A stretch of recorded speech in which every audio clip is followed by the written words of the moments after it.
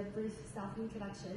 My name is Wang. I come from Lancaster University in the northwest of UK. You are hearing me, all right? Yeah? Okay, great. And my PhD project is on international students' perception and practice of TCM while they are studying in the UK.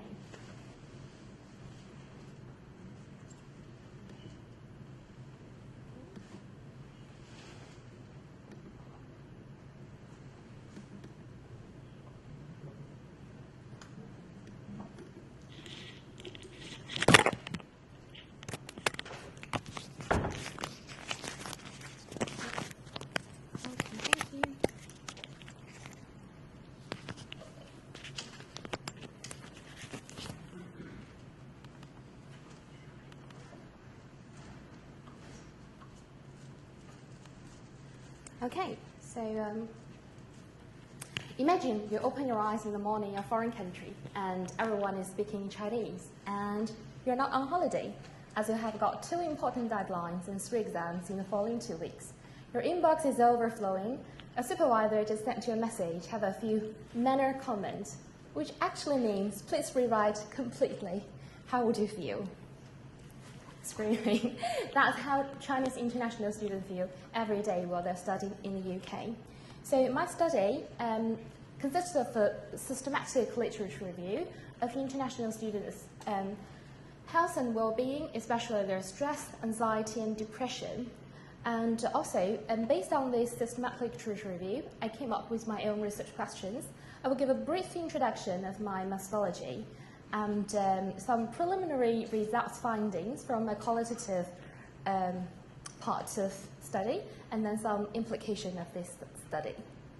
Okay, so from this systematic literature review, I included the studies that only use quantitative data, use questionnaires, and because the qualitative part of the relevant area, we only managed to identify 5 papers, and 2 are from one author from her own PhD study. So we decided to only include the quantitative ones.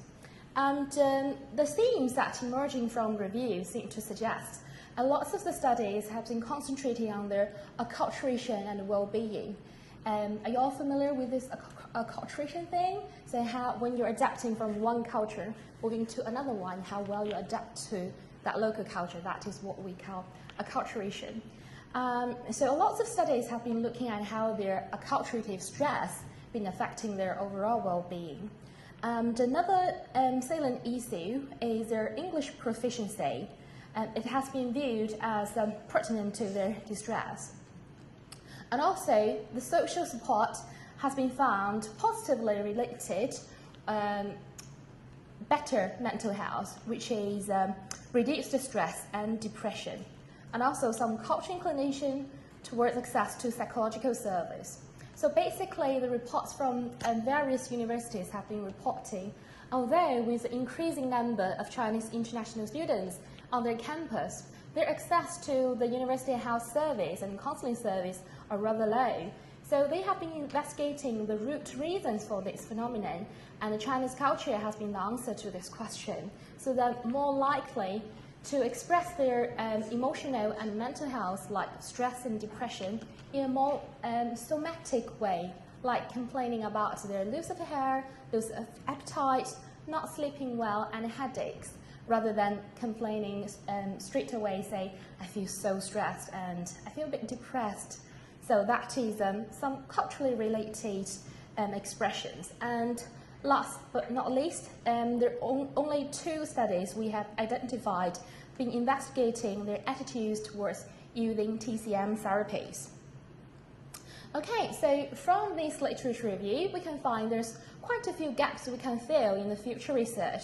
For example, from their theoretical framework, most of the studies have been using the Berry theory of acculturation and enculturation, which came up in about 1968, and that has been the major framework till now. And there's still an arguable area, and I will go back to that later. And also about the geopolitical difference has been largely neglected. Most of the studies just put Chinese mainland students, same group as a Hong Kong student and Taiwan student. But there's quite some cultural difference between them, and also some including Malaysian and Singaporeese students as Chinese as well. So that's not a very clear definition of what Chinese international student mean.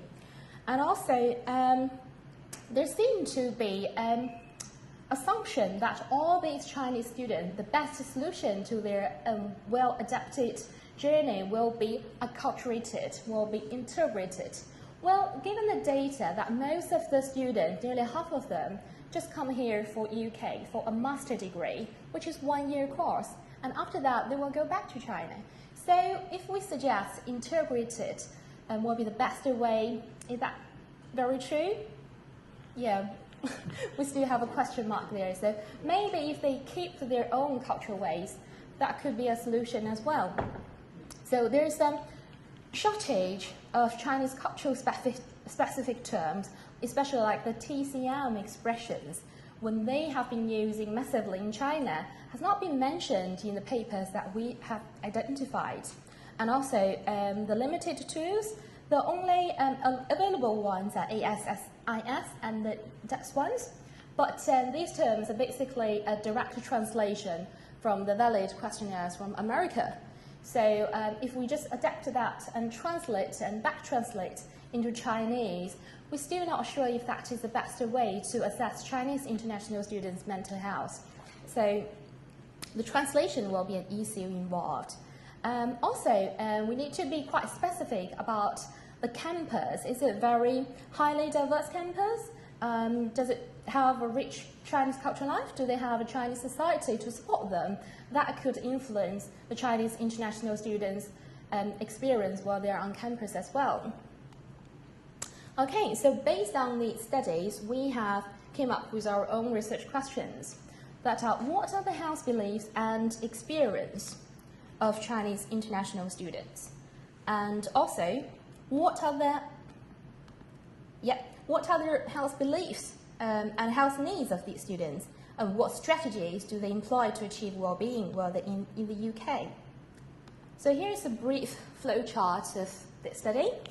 As I mentioned before, we conducted a systematic literature review and designed our own individual interview schedules, and I have conducted with about 20 Chinese international students so far. And after these initial data collection, I will come up with an atom pool to build up my own questionnaires that will be distributed through the 16 different Chinese international students associations. So my study will be a combination of both qualitative and quantitative data. So here I want to share some preliminary findings from my interviews. So first of all, Chinese international students, as they share one inclination to have more westernized way of seeing health and well-being, they have been comfortably talking about mental health and how they've been using Western medicines while they are in this Western society.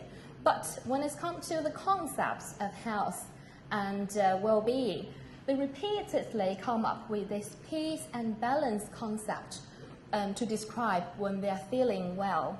So that is a very Chinese culturally rooted concept about this balance of the yin-yang.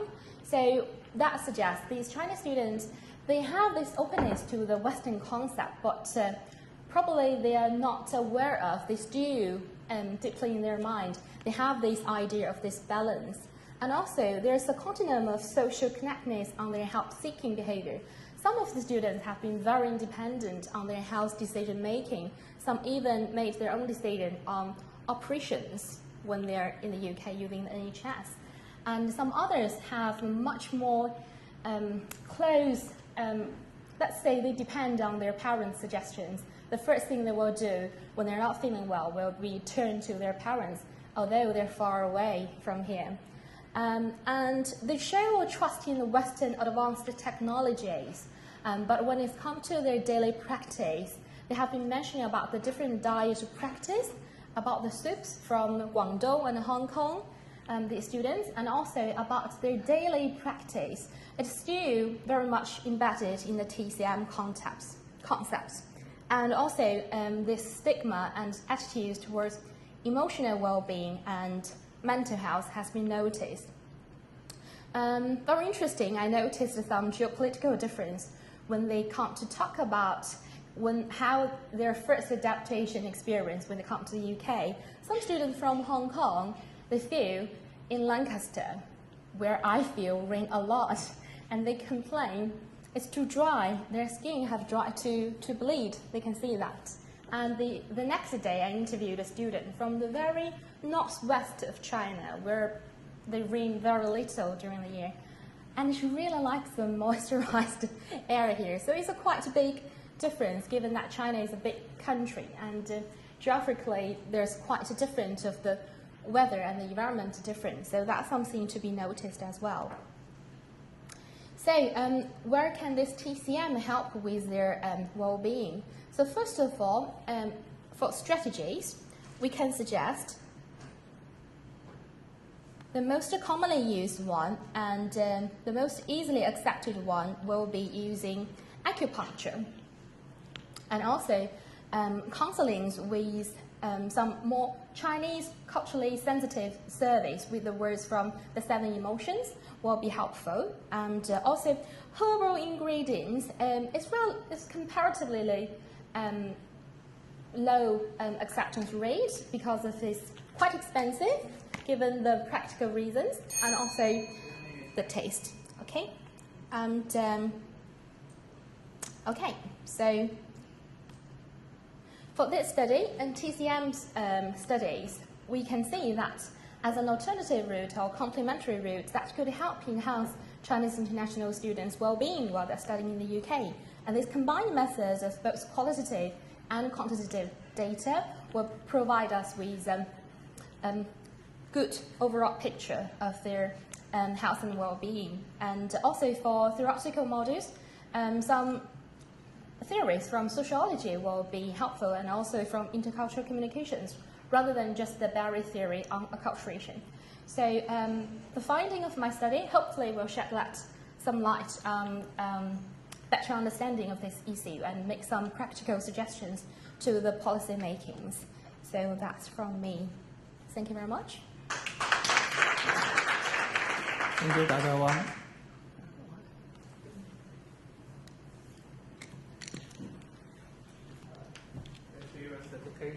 Thank you. Thank you very much.